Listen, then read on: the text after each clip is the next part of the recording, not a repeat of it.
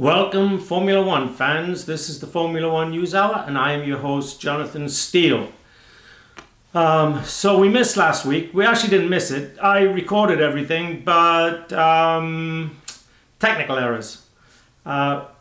Recorded for probably an hour and a half, and got nothing. So we're back this week and got some exciting news. We did a very nice interview with former Formula One driver David Coulthard.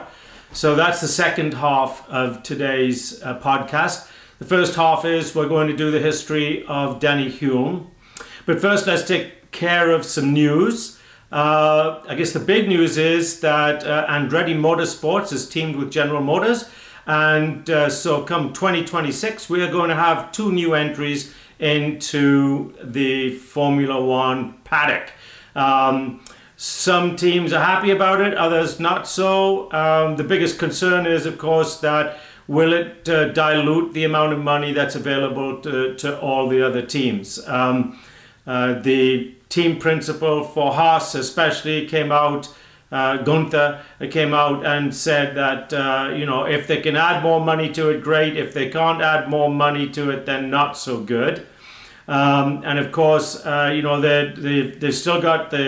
They've still got the spending cap, but they've got a couple more races this year. So adding more teams in 2026, they see that could be a dilution of funds. So anyway, as I said, this week's history is on Denny Hulme. Denny Hulme is a driver from New Zealand, the same vintage really as Bruce McLaren and some of the other guys from down there, but Bruce McLaren being the most famous, of course.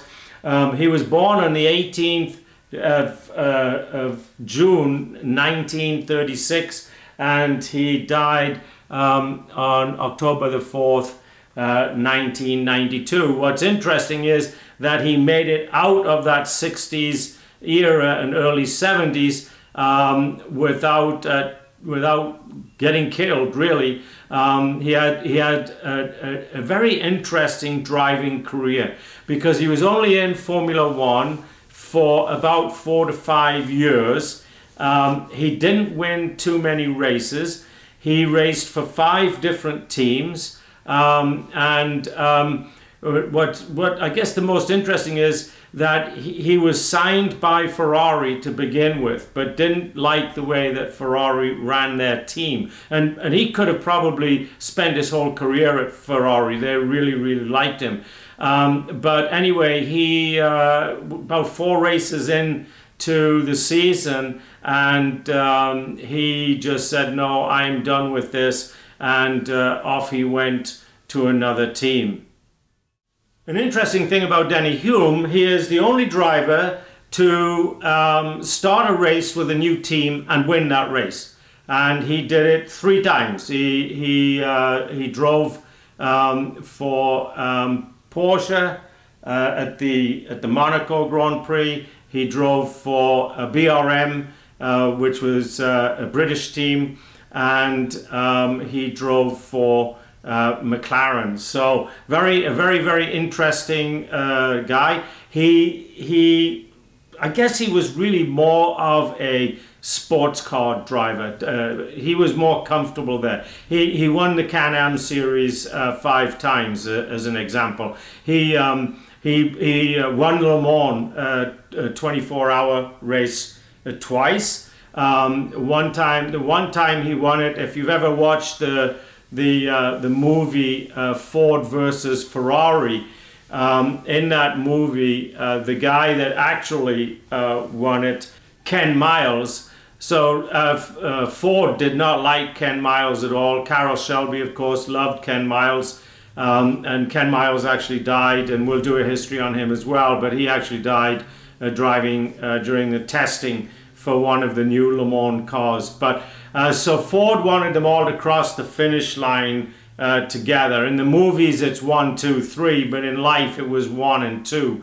And so anyway, Denny Hulme had partnered with AJ Foyt. Not a lot of people know that AJ Foyt was actually a bit of a sports car driver too. Not much. He's so much more famous for his IndyCar, both for winning the Indy 500 3 times, and also because he is an IndyCar owner today. He's well into his 80s. But anyway, it was because of the way the cars line up at the beginning of the race. So in those days, the drivers didn't start sitting in their cars all strapped in and ready to go. The cars were on one side of the track, and the drivers were on the other. And based on practice performances and things like that, then they got lined up 1, 2, 3, 4, 5, and they're kind of lined up at an angle on the side of the track.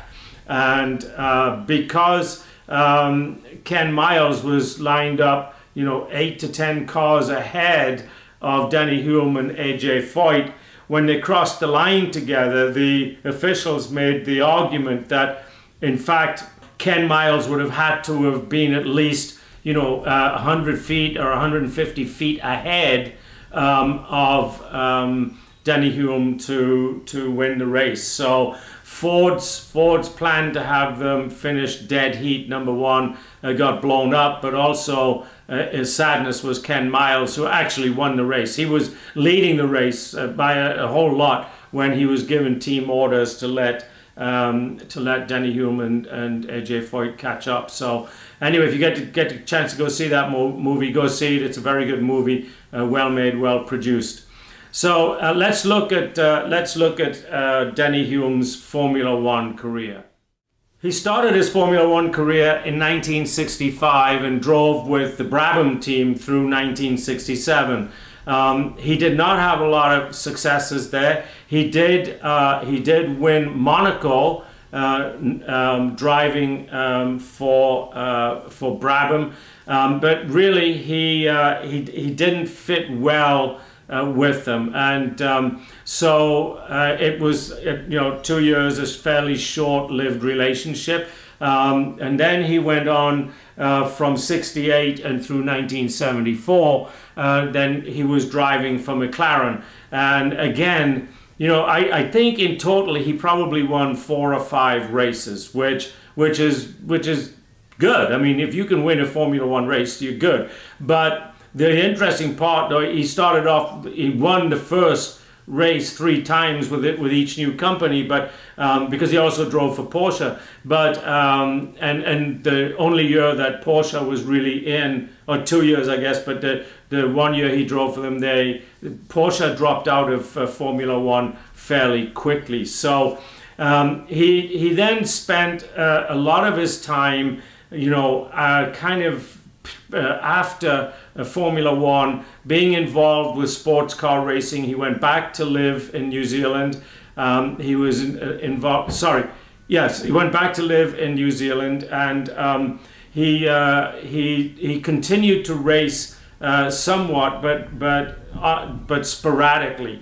Over the course of his career, like I said, he won the Can-Am Series. He won the Le Mans 24-hour race, and he won lots of other sports car type races in around England and Europe.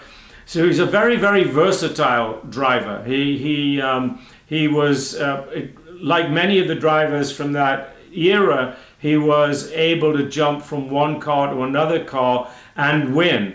Not as in Formula One, not as convincingly as say Graham Hill or Jim Clark. But certainly he was among the best of the drivers of that time, and what really, I guess, sets him apart from a lot of the other drivers during that time, he did come out the other end alive, which is really, really good. The other thing that he's not known for, spoken a lot about, is Denny Hulme actually entered into 3 Indy 500 races, and he did very well. He came in second, fourth, and a D and F, but he was quite the driver on the Indy cars. Another very interesting thing about him, for a race car driver, he was a very big guy. He had trouble, of course, fitting in and fitting down into the cars properly. And also if you look at most of the Formula One drivers, they're 5'2", 5'3". You get the exceptions. He was one, and today George Russell is one. That's quite tall. Even Max Verstappen also is quite tall. And the reason that most of them are short is because they want to fit down into the car all the way, but also if you're short, you don't weigh as much. And weight is vitally important when driving race cars. So sadly, he passed away driving a car. I guess you say sadly, maybe it's not so sad, but he was in a race down in New Zealand, and he was radioed back to his crew during the second or third lap of this race up in Auckland that he was having trouble seeing. And then a couple of laps later, he goes, I don't know what's going on. I can't see anything out the front of this car. Something's very wrong. So anyway, he pulled over to the side of the track and parked it. And when they found him, he was dead. He had died of a massive heart attack. So died doing what he loved.